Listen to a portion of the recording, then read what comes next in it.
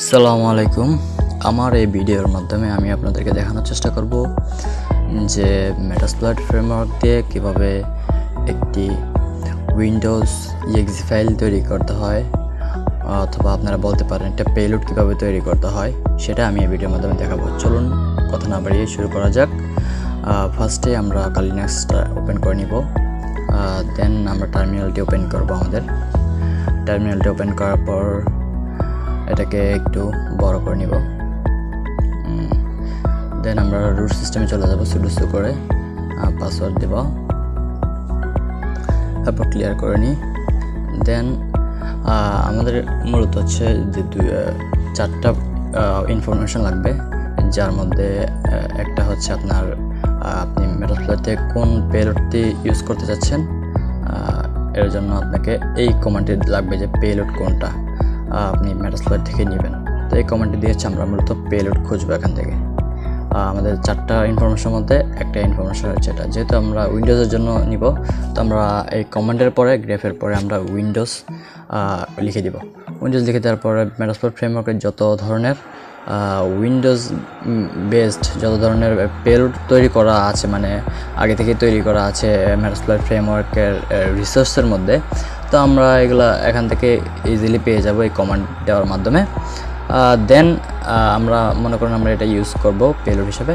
তো আমাদের চারটা ইনফরমেশনের মধ্যে একটা ইনফরমেশন হচ্ছে আমরা যে কোন পেলোডটা ইউজ করতে চাচ্ছি, আমরা হচ্ছে এই পেলোডটা ইউজ করব, ঠিক আছে। এরপরে আমাদের আরেকটা ইনফরমেশন দরকার, এর জন্য আমরা নতুন একটা টার্মিনাল ওপেন করে নিই।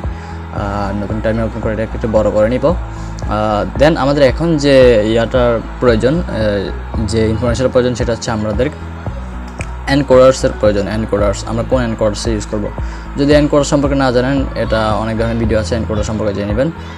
তো আমাদের সেকেন্ড যে ইনফরমেশন সেটা হচ্ছে এনকোডার্স। তো এনকোডার্সের জন্য আমরা একটা কমান্ড দেবো, ms ভেনাম, দেন -s, দেন হচ্ছে এনকোডার্স লিখব।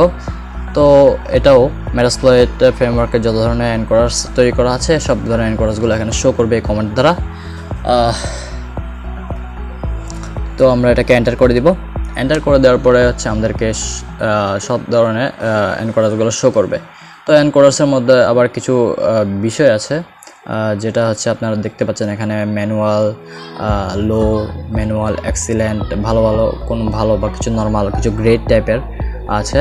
আবার এখানে 86 বিটের আছে, তারপর 64 বিটের দেখতে পাচ্ছেন আপনারা এখানে, x86, x64। তো এগুলো হচ্ছে বুঝে আপনাদেরকে ইউজ করতে হবে। তো এখানে আমরা মনে করেন এই ইয়েটা ইউজ করবো, শিকাদা গানাই নামে এনকোডার্সটা। তো এখন আমাদের দুইটা ইনফরমেশন পেয়ে গেছি আমরা। তো লাস্ট 3 নাম্বার যে ইনফরমেশন আমাদের প্রয়োজন, এখন আমাদের বের করা আমরা হচ্ছে যেহেতু আমি নিজে ইউজ করতেছি, নিজের ইয়ে দিয়ে বানাবো, তো সেহেতু আমার নিজের আইপি অ্যাড্রেসটা লাগবে। সেটা আমরা ইফ কনফিগ দিয়ে পেয়ে যাব, ইজিলি। দেন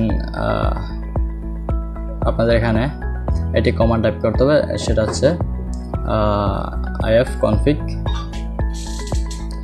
এটা দিলে আপনারা আপনার ডিভাইসের আইপি অ্যাড্রেসটা ইজিলি পেয়ে যাবেন। আর দেখেন এখানে ফার্স্টে আছে আইনেট। এখানে এটা হচ্ছে আপনার পাবলিক আইপি। অবশ্যই এটাকে একটা স্ট্যাটিক আইপি হতে হবে। স্ট্যাটিক আইপি হলে তখনই আপনি হচ্ছে নেটওয়ার্ক বেস, আপনি হচ্ছে যে কারো ইয়াতে আপনি অ্যাটাক চালাতে পারবেন ইজিলি। পেলোডটা কাউকে দিয়ে আপনি এখান থেকে কানেকশনটা নিতে পারবেন। তো এই ইয়াটা কেন, এই আইপি অ্যাড্রেসটা কেন মূলত আমরা ইউজ করতে যাচ্ছি? এই আইপি অ্যাড্রেসটি ইউজ করতে যাচ্ছি হচ্ছে আমরা যে পেলোডটা ইউজ করছি, সেই পেলোডটা তো আমরা কোনো একটা ভিকটিমকে দিব, কোনো একটা মাধ্যম দ্বারা ভিকটিমকে দিব। তো এই জন্য আমার হচ্ছে এই ইয়াটা প্রয়োজন আর কি।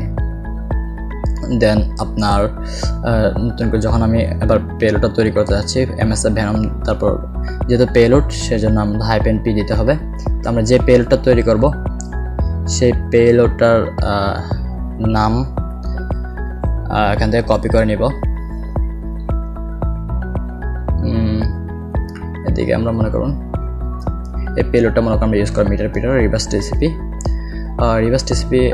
বা এনটিসিপি, এগুলো একটা ধরন আছে আপনার বুঝতে পারতে। আমরা ফার্স্টে যেহেতু উইন্ডোজের জন্য আমরা ফার্স্টে উইন্ডোজ দিয়ে স্ল্যাশ দিয়ে দিব। দেন আমরা এটাকে কপি করে এটাকে পেস্ট করে দিব এখানে। পেস্ট করে দিব। দেন আছে এবার আপনাকে ইউজ করতে হবে আপনার এবার এল হোস্ট আর এল পোর্টটা দিতে হবে। এল হোস্ট হচ্ছে ওই যে আমরা যে আইপিটা ইউজ করছি সেই আইপিটা এখানে দিতে হবে, এল হোস্ট এল পোর্ট। তো এল হোস্টের কাজ কি? এল হোস্টের কাজ হচ্ছে মূলত হচ্ছে আপনি যখন এই পেলোডটা কাউকে সেন্ড করবেন, কারো ডিভাইসে যখন সেটা রান হবে, তখন এল হোস্ট অনুযায়ী হচ্ছে ওইটা হচ্ছে ওর যেসব ডাটা ওইসব পাঠাবে এল হোস্টের কাছে। তো এল হোস্ট তো আপনি নিজেই, যেহেতু আপনি হচ্ছে অ্যাটাকার, আপনি হচ্ছে হ্যাকার, আপনি নিজেই তো এল হোস্ট, তো আপনার আইপিটা দিয়ে দেবেন। তো ইনফরমেশনগুলো মূলত হচ্ছে আপনার কাছে আসবে আর কি। তো এখন আপনি কোন পোর্ট দিয়ে নিতে যাচ্ছেন সে পোর্ট নাম্বারটা দিয়ে দেবেন। এখানে মনে করুন ডিফল্টভাবে 4444 দিয়ে দিলাম মনে করুন। তো পোর্ট নাম্বারটা দিতে হবে এখানে এল পোর্ট। দেন আপনাকে এনকোডাসটা ইউজ করতে হবে, এটা হচ্ছে -E। দেন আবার আপনার যে এনকোডাসটা নিয়েছিলেন, মনে করেন শিকা দেখা নাই, সেই এনকোডারটা আমরা এখান থেকে কপি করে নিব। কপি করার পরে আমরা সেটা এখানে পেস্ট করে দিব। দেন আমাদের অলরেডি কাজ হয়ে গেছে। এবার আপনাদেরকে ফাইল ট্যাব দিতে হবে, -F দিয়ে ফাইল ট্যাব দিবেন। ফাইল ট্যাব দেওয়ার পরে এটা কি ফাইল তৈরি করতে, আপনি একটা উইন্ডোজের জন্য যদি তৈরি করছেন, উইন্ডোজের জন্য আমরা হচ্ছে exe ফাইল তৈরি করতে চাচ্ছি, exe দিবেন। দেন আপনাকে হচ্ছে সেভ করতে হবে এই ফাইলটাকে। দেন আপনি -O দিবেন।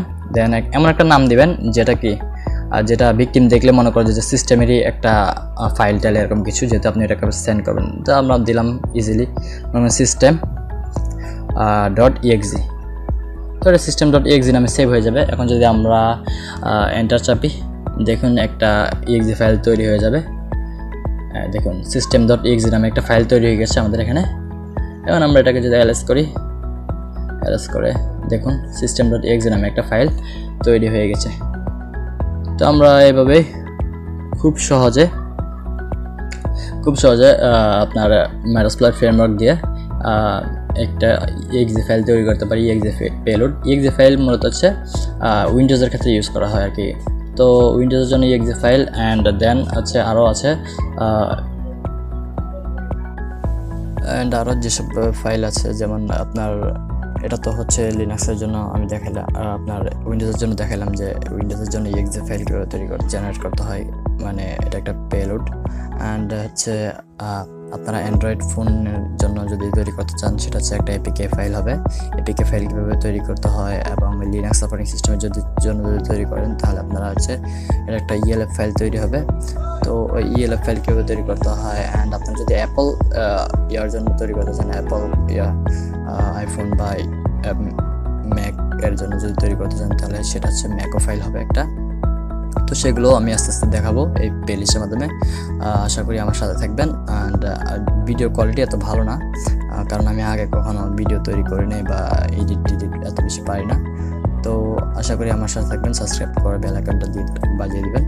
অ্যান্ড আমি আস্তে আস্তে বাকি ভিডিওগুলো এই চ্যানেলে আপলোড দিব আস্তে আস্তে করে। অ্যান্ড আমি এই সম্পূর্ণ ভিডিওতে যতগুলো কমান্ড দেখাইছি, এই কমান্ডগুলো একটু যদি কঠিন মনে হয়, চিন্তা করার কোনো কারণ নেই। কমান্ডগুলো বুঝতে অসুবিধা হলে আমি ডেসক্রিপশন বক্সে একটা লিঙ্ক দিয়ে দিব। ওই লিঙ্কে আপনারা প্রবেশ করলে আপনারা সুন্দরভাবে অ্যাসাইনমেন্ট আকারে সুন্দরভাবে ইয়াগুলো দেখতে পাবেন।